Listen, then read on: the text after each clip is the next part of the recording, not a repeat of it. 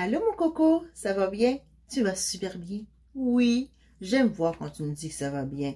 Alors, est-ce que tu es prêt à embarquer avec moi du 1er au 24 décembre? Oui, on est déjà rendu au mois de décembre, le dernier mois de l'année 2021. Je sais ça, on a 12 mois dans l'année et maintenant, on est rendu dans le dernier mois. Alors, tu vas embarquer avec moi dans le train de l'histoire en attente de Noël avec Stéphie. Alors, tu as déjà brossé les dents, déjà pris ton bain, une douche, déjà soupé? Maintenant, tu es au lit? Tu es prêt à t'embarquer avec moi? Tu connais la routine. Qu'est-ce qu'on fait? On fait chut, silence, puis on ouvre grand les oreilles pour écouter l'histoire. Alors, tu es prêt? On y va? Viens-t'en avec moi. Écoute bien. Tu vas écouter l'histoire, hein? Puis ensuite, tu vas faire un gros dodo pour aller au pays des merveilles et faire un bon dodo. Alors, bonne écoute. À tantôt. Jour 13. Wow, les amis, ça avance vite. Le titre de l'histoire de ce soir, c'est Les aurores boréales. Depuis peu, Pauline, l'ours polaire, avait peur à l'heure du coucher. Alors, chaque nuit, elle trouvait une nouvelle excuse pour rester debout aussi longtemps qu'elle le pouvait. Elle voulait toujours une histoire de plus, un baiser de plus sur le front ou une autre tasse de chocolat.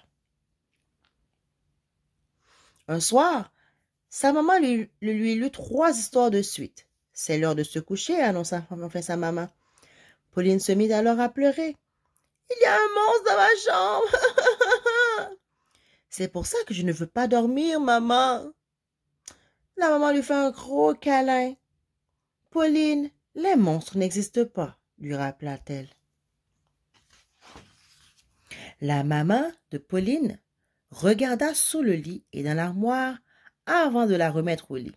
« Bonne nuit, » susurra-t-elle en fermant la porte derrière elle.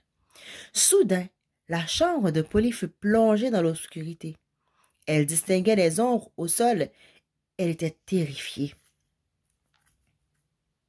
Pauline tira les couvertures jusqu'à son nez et serra son nounours contre elle.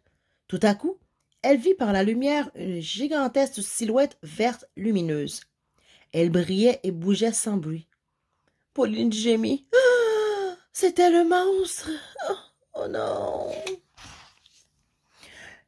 Le monstre se glissait dans sa chambre.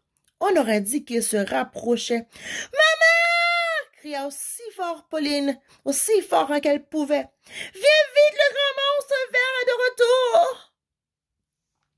Sa maman accourut dans la chambre et regarda ce que Pauline pointait du doigt. « Là sur le mur !» murmura Pauline avant de s'enfouir sous les couvertures. Sa maman sourit. « Ce n'est pas un monstre, ma chérie, dit-elle avec tendresse. Allez, je vais t'emmener voir quelque chose de spécial pour te montrer qu'il n'y a pas de quoi avoir peur. Mets un manteau et suis-moi, ajouta-t-elle en tendant la main. Ensemble, elles sortirent de leur igloo, prirent le chemin de la glace pour traverser le jardin et s'enfoncèrent dans la neige. En descendant le chemin, Pauline entendit des voix amicales les interpeller. C'était Léo la licorne de mer et Patrick le pingouin. « Vous êtes venus regarder, vous aussi ?» demandèrent-ils. Pauline était perplexe, mais sa maman sourit et continua à marcher. En passant devant un trou dans la glace, un morse bondit hors de l'eau, tout excité. « Coucou, je suis sûr que vous avez hâte de voir ça, » dit-il. Pauline était de plus en plus perdue. « Mais où allons-nous, maman? »« Tu vas voir, » répondit-elle avec un petit sourire. « Oh !» Puis, elles tournèrent au coin de la rue et Pauline vit qu'une foule d'animaux était rassemblée. Ils les saluèrent tous. On aurait dit qu'ils attendaient quelque chose. « Je me demande ce que cela a à voir avec le monstre vert de ma chambre, » se demanda Pauline. Soudain, sa maman montra le ciel du doigt et murmura. « Regarde !» À la grande surprise de Pauline, le ciel s'emplit de belles lumières colorées. « Le voilà ton monstre !» annonça sa maman. Les lumières dansaient et virevoltaient dans le ciel. Pauline laissait échapper un cri de stupeur. « Oh, c'est incroyable !» Nous vivons dans une région du monde très spéciale où nous avons parfois l'occasion de voir ces lumières briller dans le ciel, expliqua sa maman. Nous venons tous les ans, ajoutèrent Léo et Patrick d'un ton enjoué. Pauline admira la lumière jusqu'à ce qu'il soit temps de rentrer à la maison. De retour dans leur igloo, Pauline se blottit dans son lit.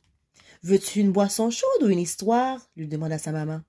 Mais Pauline n'avait besoin de ni l'une ni de l'autre. Elle n'avait plus peur.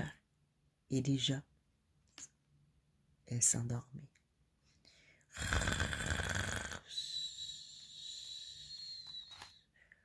Quick, mon histoire est finie. Alors, merci de m'avoir écouté. Alors, je te donne rendez-vous ici, à la même heure, demain soir. Je te dis déjà de passer une bonne nuit et fais de beaux rêves. Mouah! Bye bye.